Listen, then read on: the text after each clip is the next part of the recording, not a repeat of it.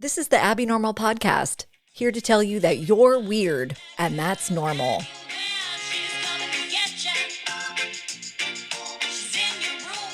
VM is all-encompassing. Voicemails, voice memos, vagina monologues.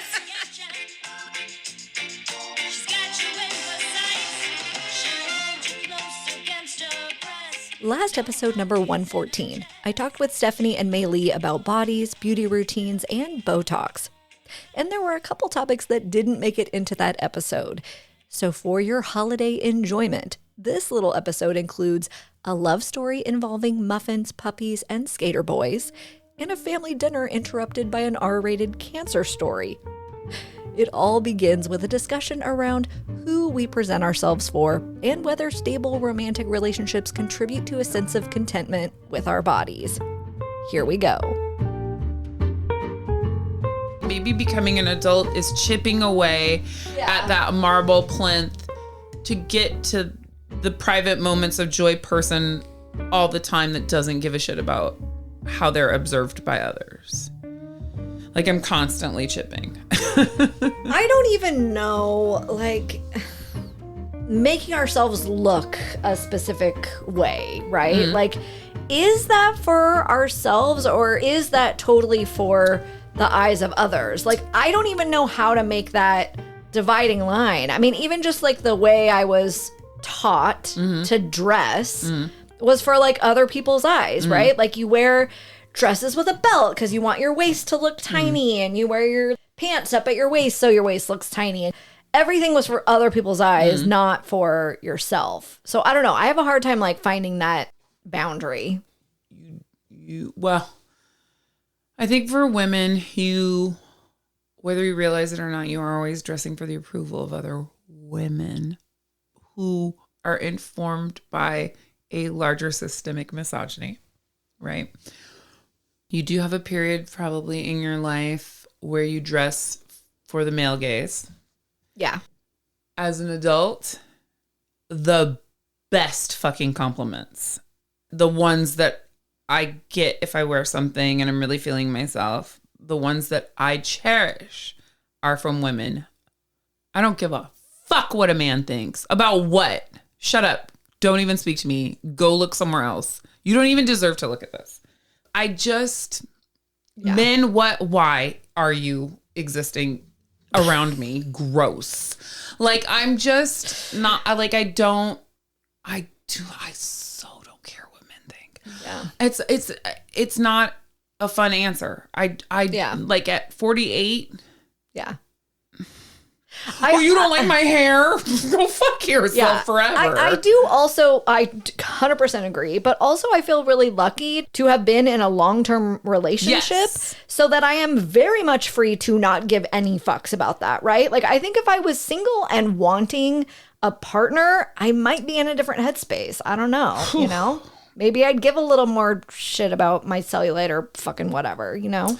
I give a shit about those things, but I'll be 48 next week. I met my husband when I was 17 years old and we started going out like immediately. We've been together for a really long time. God forbid he dies. I love this man boots like more than anything. I call him when I'm leaving work and we stay on the phone for the whole car ride. And when I pull into the driveway, I'm like, I'm hanging up now. And I walk in the front door and we still continue the conversation. Right? Boots. Love him down. If he died, the way that I would never want to even speak to another man. Like the thought of having to like if I look at the cost benefit analysis of having to fit a man into my life or speak to him or deal with his bullshit opinions, his whack hair or lack thereof, his bullshit ass ideas, like the way that like I just shut down immediately. Like the way that he would have to be, and I'm not a like I as much as I would like to love to be a lesbian, it would make my life so much easier. A man would have to be spectacular. I mean, spectacular, peerless. for me to even want to engage in a conversation. Yeah. You have to be hot, funny, wicked, sexy, highly intelligent, like out the gate. You have a stray dangly earring or like a weirdly cuffed pant, spinach in your teeth. I don't like the way your hair smells. You pronounce a word wrong. Yeah, your ick is going to come on strong. Oh, yeah. Like, 100%. how did you meet such a perfect person for you when you were 17? Like, how? Idealized what romance and love in movies, from movies of the 80s. Informing, like, yeah, you absolutely meet people and fall in love with them instantly. It's totally normal.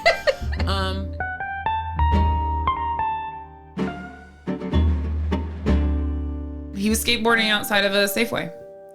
And my parents had moved to the town, but I had stayed at my school in a different town. So I didn't know any of the kids my age there. And now I was out of school and he was skateboarding outside of a Safeway. And he had seen me drive by and I parked and I went in the store. I was making carrot muffins. And I came out of the store and I was like, well, I mean, I know skaters, I'll just watch them. There was an older gentleman watching them too. And now I realize that sounded creepy. But I went over to watch them skateboard and I sat down. My butt hit the concrete curb to watch these skaters because this was a thing that Sure. everybody did at that age. Yeah. And within 6 to 10 seconds of me sitting down, he skated in a straight line towards me and sat down and was like, what's up? That's the move there. Not just a what's up and a head nod. What's up? My name is Woody. What's your name? Oh my God. And I was like, you're named after a boner? And he's like, yeah. And I was like, started laughing and I'm like, oh, okay. He wasn't offended. He didn't look at me funny. He's like on board. He doesn't mind being the butt of a joke subconsciously, right? Right. And I tell him my name. I'm MaiLee. And he's like, are you from around here? And I was like, oh, my parents live here. I was like, oh, what do you know everybody in Castro Valley? And he's like, yeah, it's Castro Valley. I kind of do. And I was like, it's like a small little suburb of the Bay Area. I was like, oh, okay. And he was so confident, but not arrogant. And he goes, yeah, we should hang out sometime. And I said, well, what are you doing right now? And he looks at his friends. He's like, later. And I was like, my parents just got a puppy and he's like 10 weeks old. He's hella cute. Do you want to like come up and see the puppy? And he's like, yeah. So he leaves. He follows me in his car up to my parents' house. And he gets out. He comes in. He meets my parents that night. Fuck these carrot muffins. I'm not making that shit. And we played with the puppy for like 30 minutes and there's a park up the street from my parents' house. So we drove up there in his car and we sat on a bench on like opposite sides of a park bench. And we talked for like 5 hours in a row. God. At no point did he didn't say anything. He talked to me like I felt. This is what I felt. Mm-hmm. Like he had never been asked those questions before and he'd never said those answers out loud before. Oh my God, I love it so much. I knew in 5 minutes that I was going to marry him. And I think I probably told him that night, I'm going to marry you. And he was like, you're insane. And I'm like, well, okay, but two things can be true at the same time. So who's insane now? Oh my God. 31 years later. So shut up. Oh. Stupid. So fucking cute. I know. Handle it. I think he's like, I look at him and I'm still like, he's so handsome. It makes me sick. It makes me you sick two are to my stomach. I love crazy him. cute together. I love him. He's my bestie. Jeremy's your bestie, Yeah, right? yes. Number Yeah. one on the call sheet. Yeah, Yes, 100%. you and Jeremy are so stupid cute together. Yeah. Too. I just can't. Anything happens, happy, sad, doesn't matter what it is. He's the first person I would tell. Number one on the call sheet. Yep. So even though men are trash, back to my original point, which is like the men that we are with help us feel comfortable and confident in our bodies. And I think they do. The solidness of the relationship, I think. Sure. I mean, my husband did tell me I had a beautiful vagina the other night, which was really surprising. He's never even said you have a beautiful haircut, bitch. He never even said you have a beautiful face, but he did unprompted. We were talking about something and I was like, I just remembered the context. MaiLee is now remembering the story, and it's not for you. But the point is, it wasn't like he wasn't trying to pull a move. Yeah, he was totally, like, well, you have a beautiful vagina. Yes. I think maybe I said, like, why do you want to, like, I don't want to see all that. And he's like, you have a beautiful vagina. And I was like, nah. Sometimes they bust out just like sweet and wise things for no reason. It was very, like, again, he is a person who's like, oh, you got a haircut? It looks nice. It's the highest compliment. He's not, he's like, you look nice. Right. He just doesn't have a huge vocabulary for that stuff. So beautiful vagina threw me for like 25 loops. Oh my God. I feel like I should get a card like that I just keep in my wallet that I can use and be like, this is what I'm vagina. So.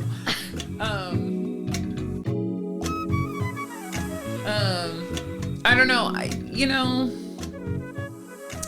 Does he make me feel secure?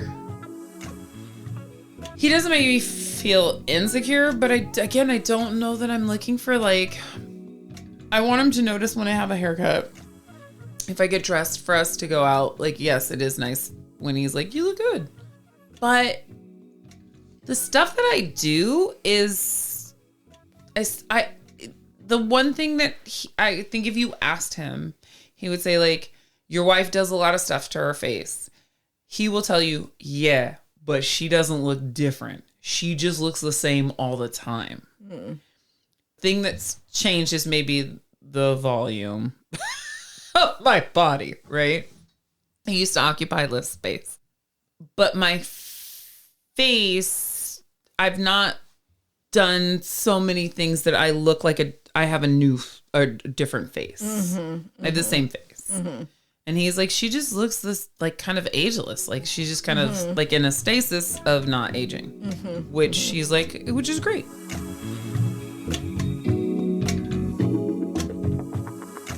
Okay, the lead up to this final story is that we were talking about cancer. You can hear more about Stephanie's skin cancer treatment on the last episode. This is not about that. I was gonna say teeth cancer. You get jaw cancer from chew and smoking and all that. Okay, pause. We're gonna put Pause a pin in cancer? that for just a second. We can. So we were at dinner last night. We have a 24-year-old son. My husband and I have a 20-year-old son. And it was me, my husband, my son. My parents were on the other side of the table. And I don't know what the context was that I said something about jaw cancer or throat cancer. And Woody and I looked at one another and I said, either he or I said, I can't remember, like Michael Douglas. So I was just going to go straight to that. My son goes, oh, my dad was saying Michael Douglas. I know the context was. Okay. The context was my dad was saying that he watched Wednesday and it has Catherine Zeta-Jones in it and she's super beautiful. Why was she married to an old looking piece of shit like Michael Douglas? And I said, Michael Douglas, to his credit, was very good looking and then he had cancer. And my dad goes, what kind of cancer did he have? I said, throat cancer.